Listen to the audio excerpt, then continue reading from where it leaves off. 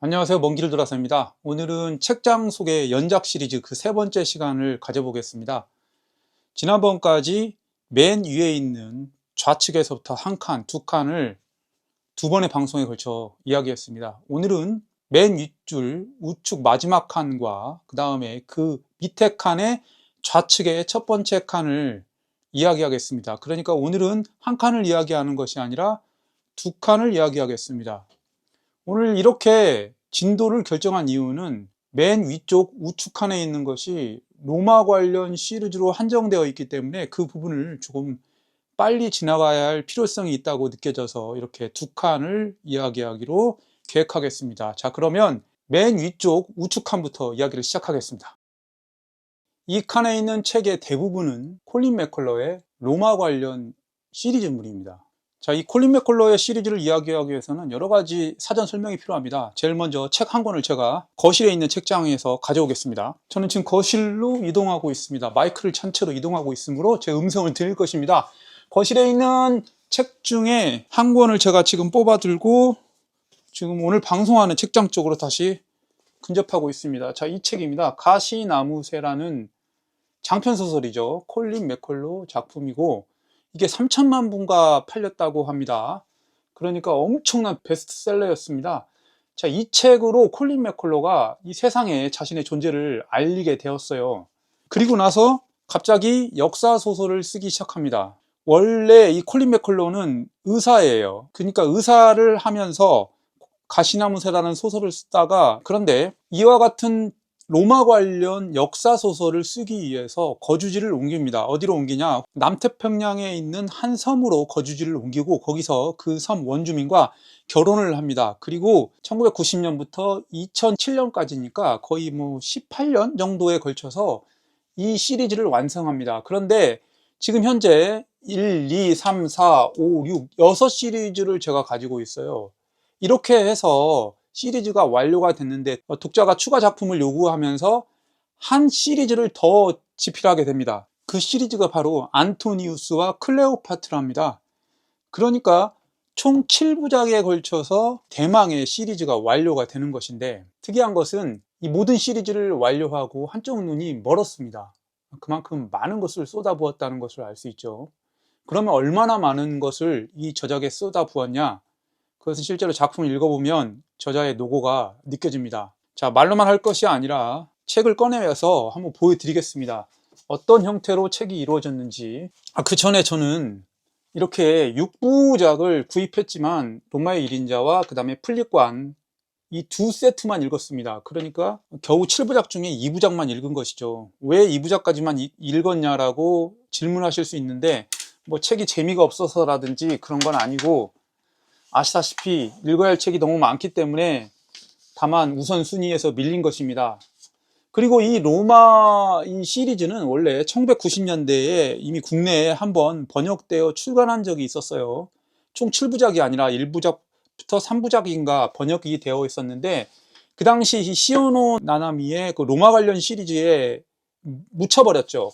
그래서 상대적으로 소외받았다가 다시 21세기 들어와서 오히려 시오노 나나미의 저작보다 더 좋은 작품이라는 평가로 인정받으면서 지금은 더 판매량도 아마 많을 것으로 제가 생각해 봅니다. 실제로도 시오노 나나미의 책보다 더 전문적이라는 것을 알 수 있어요. 반면에 시오노 나나미의 책은 로마의 대부분의 과정을 다루고 있는데 반해 이 책은 기원전 110년부터 27년까지만을 다루고 있습니다. 다시 말하면 로마의 후기 공화정의 시대를 다루고 있는 것이죠. 그 이유는 잘 아시다시피 이 황제 치하의 로마가 전개가 되는 것이죠. 그리고 이 시리즈의 가장 주안점은 바로 이 카이사르입니다. 즉, 이 로마의 1인자는 이 마리우스라는 집정관 시대부터 슐라를 거쳐서 이렇게 카이사르로 쭉 이어지는 과정을 나타내고 있는데 사실상 이 모든 시리즈의 중점은 이 카이사르에 두고 있습니다. 그러니까 사실은 이 콜린 맥컬러가 카이사르를 그려내고 싶어 했던 것이죠.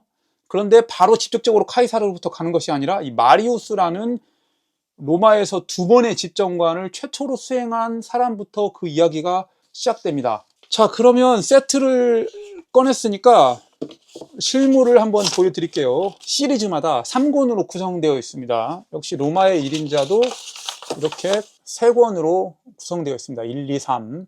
그러니까 분량이 아주 거대한 책이라고 볼 수 있는 것이죠.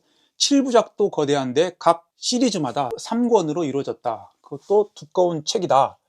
자, 그러면 책의 실물을 살펴보겠습니다.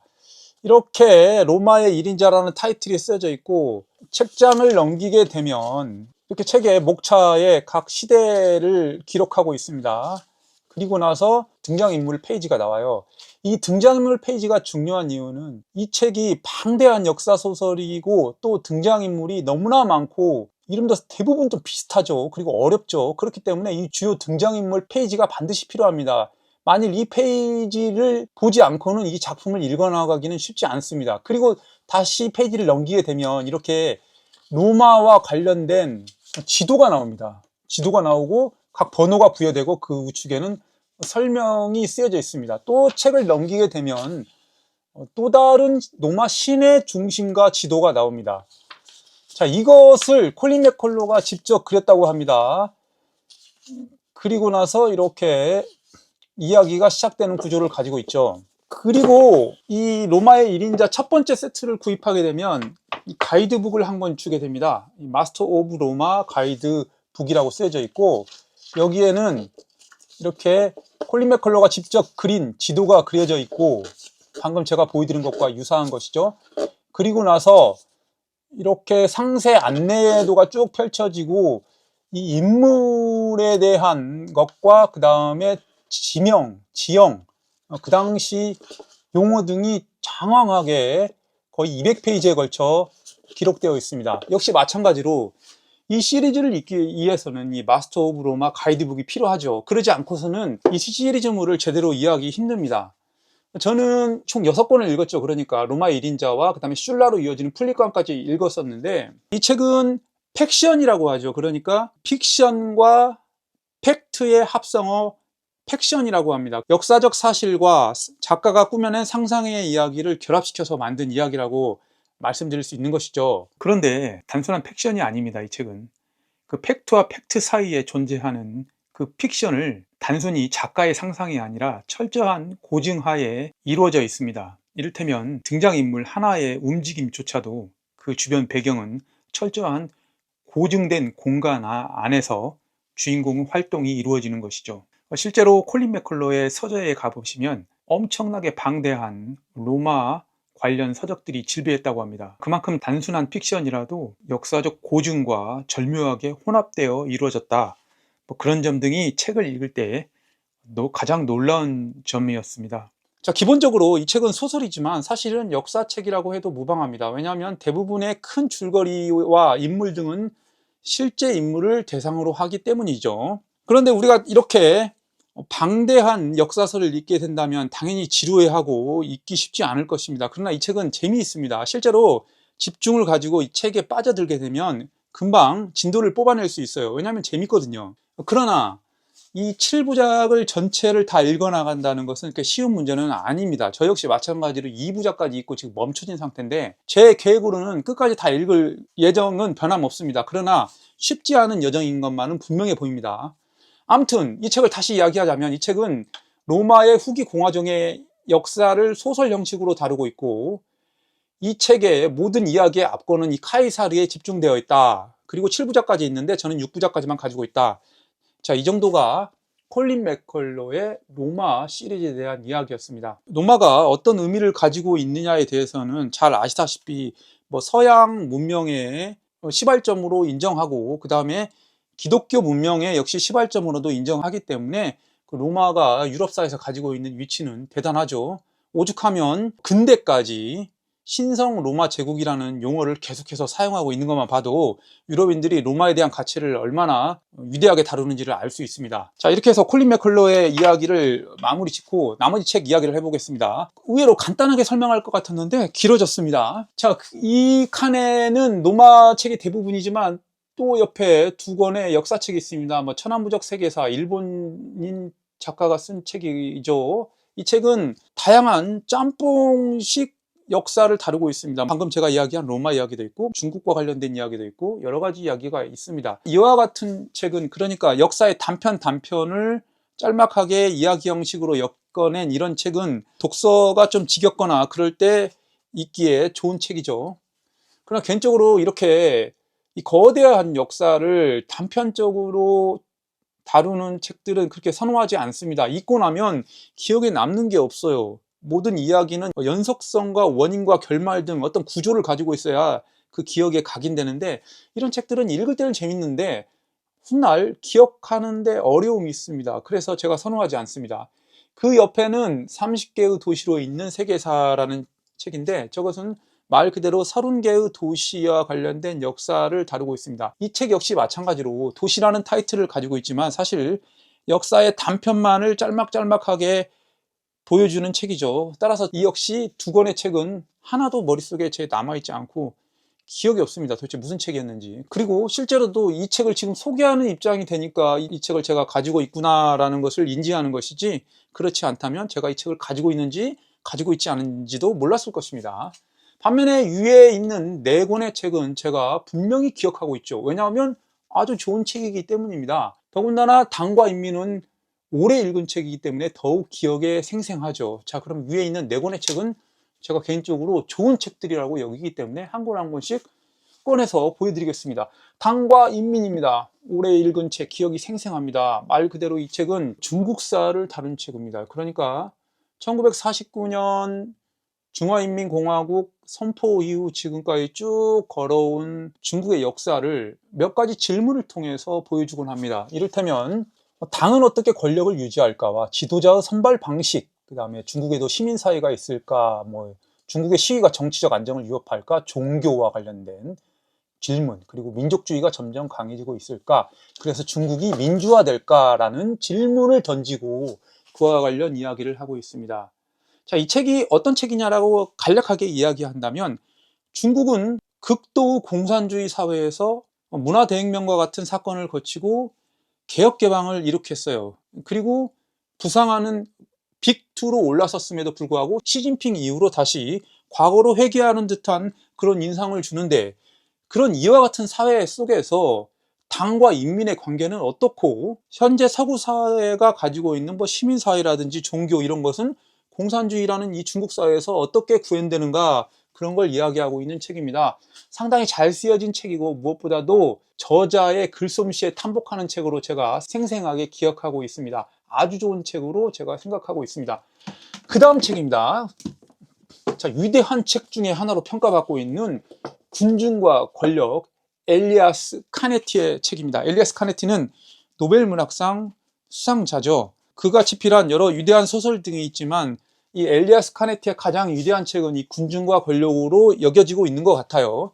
저는 이 군중과 권력을 다 읽지는 못했지만 아주 천천히 음미하면서 읽고 있습니다. 저는 책을 대부분 빨리빨리 읽는 그런 습관이 있는데도 불구하고 이 군중과 권력은 음미라는 단어를 써가면서 제가 그렇게 천천히 읽고 있는 이유가 있습니다. 왜냐하면 자, 또 다른 군중과 권력 책이 있습니다. 자, 이 책을 제가 이렇게 스프링과 같은 형식으로 분철하여 두 권으로 가지고 있습니다. 그렇게 해서 자, 분철을 하게 되면, 스프링식으로 철을 하게 되면 휴대하기 편하고 읽기가 편하죠. 그래서 천천히 아주 이 군중과 권력의 의미에 대해서 읽고 있습니다. 왜 그러면 이 책은 음미하면서 읽냐? 그것은 목차를 보면 알 수 있습니다. 제가 목차를 한번 보여드릴게요. 군중이 있고, 군중보다 작은 단위인 무리가 있고, 무리와 종교가 있고, 군중의 역사, 권력의 내장, 살아남는 자, 계속해서 권력의 요소, 명령 변신, 권력의 양상, 지배와 편집증이라는 목차를 가지고 있고, 이렇게 장황하게 이 목차에 나타난 바를 기술하고 있습니다. 자, 그런데 제가 이 책을 음미하면서 읽는 이유는 군중과 권력이라는 것은 살아가는 모든 사람에게 일상이 되기 때문입니다. 자, 우리는 군중이기도 하고 권력자이기도 합니다. 모두가 다 그렇습니다. 대부분이. 이 무슨 말이냐? 권력자는 대통령이나 어떤 총리 이런 사람을 권력자로 말하는 거 아니냐라고 반문하실 수 있겠지만, 여기서 말하는 권력자라는 것은 뭐 조직의 장일 수도 있고 가장일 수도 있고 실제로 어떤 무리를 이끄는 군중을 이끄는 지도자가 될 수 있는 것입니다. 즉 그러니까 대부분의 사람은 권력자인과 동시에 군중의 일원이 되는 것이죠. 가장 위대한 권력자라도 때로는 군중의 일부가 됩니다. 비슷한 예가 될지 모르지만 농구라는 스포츠에서 가장 권력자는 마이클 조단이죠. 그러나 그 마이클 조단도 자신의 모교인 노스캐롤라이나 대학의 NCAA 경기에서는 한 군중의 일원으로 참석하여 일반 군중과 똑같이 응원을 하고 있고 광란의 도가니에 빠져 있습니다. 즉 우리는 누구나 권력자이기도 하고 군중이 되는 것이죠. 그러니까 권력자와 군중의 평생의 삶을 살아가는 입장에서 군중과 권력의 관계를 다룬 가장 위대한 책 중에 하나로 평가받는 이 책을 제가 음미하면서 읽게 되는 것이죠. 실제로 이 책을 아주 천천히 읽다 보면 감탄하는 부분이 여러 군데서 나타나게 됩니다. 저는 그래서 대부분 제 지인들에게 이 책을 한번 천천히 읽어보길 권고합니다. 뒷페이지도 한번 보여드릴까요? 군중이란 무엇이며 권력은 어떻게 형성되는가?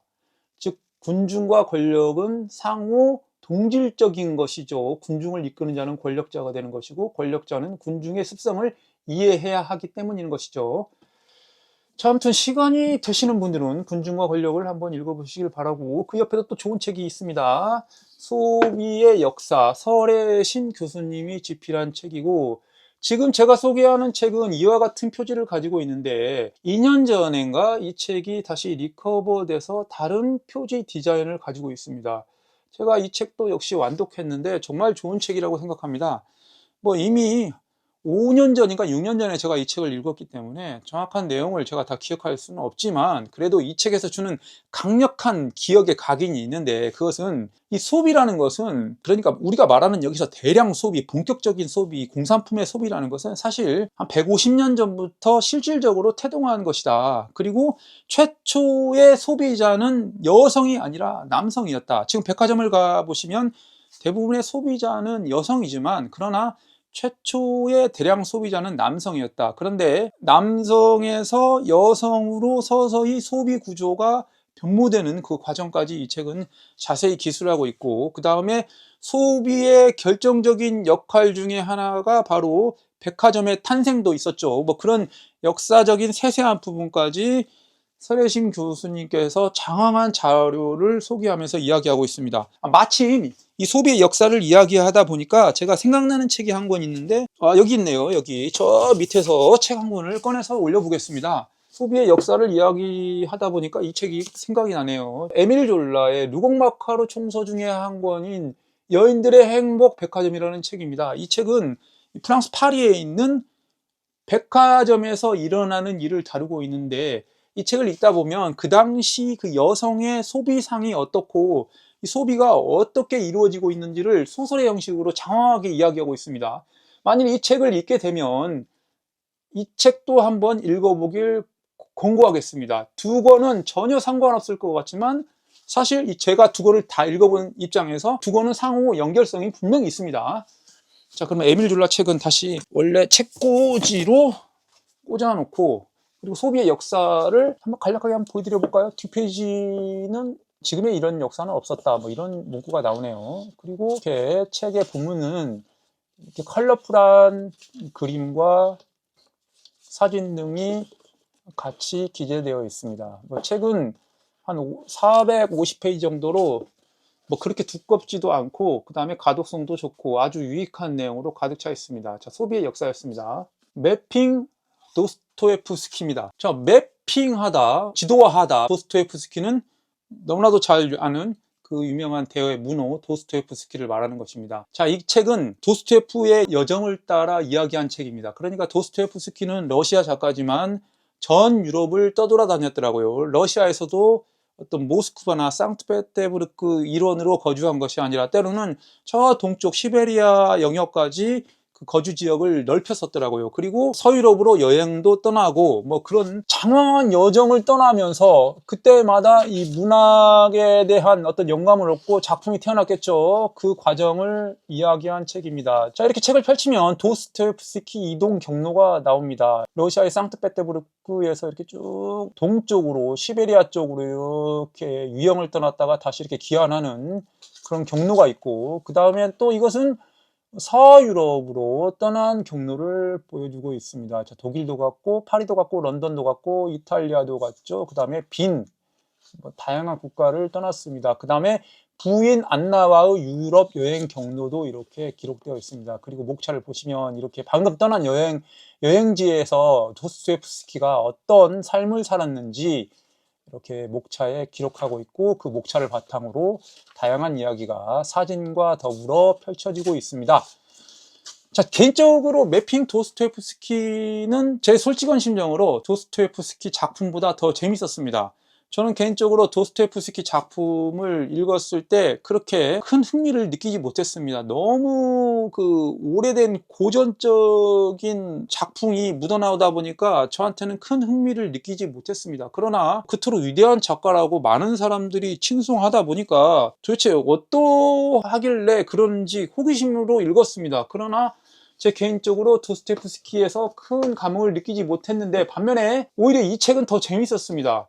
왜냐하면 저는 이와 같은 어떤 공간적 이야기가 뒷받침된 글들을 좋아하거든요. 그래서 이 책은 제가 나름 재미있게 읽은 책입니다. 자, 매핑 도스토옙스키였습니다.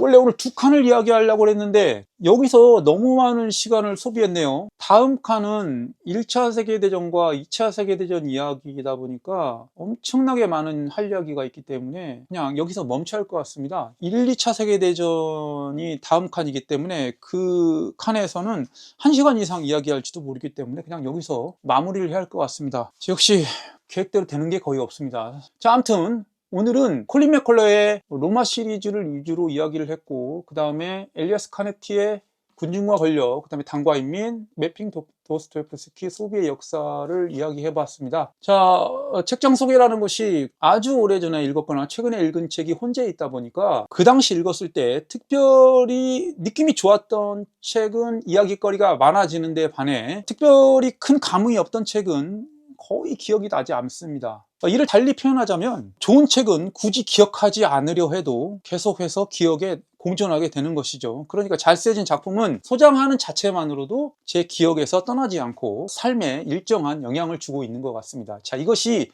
좋은 책이 주는 가치의 하나의 증표가 아닐까 생각해 보는 시간이었습니다. 자, 오늘도 책장 소개 세 번째 시간이었습니다. 감사합니다. 먼 길을 돌아서 했습니다.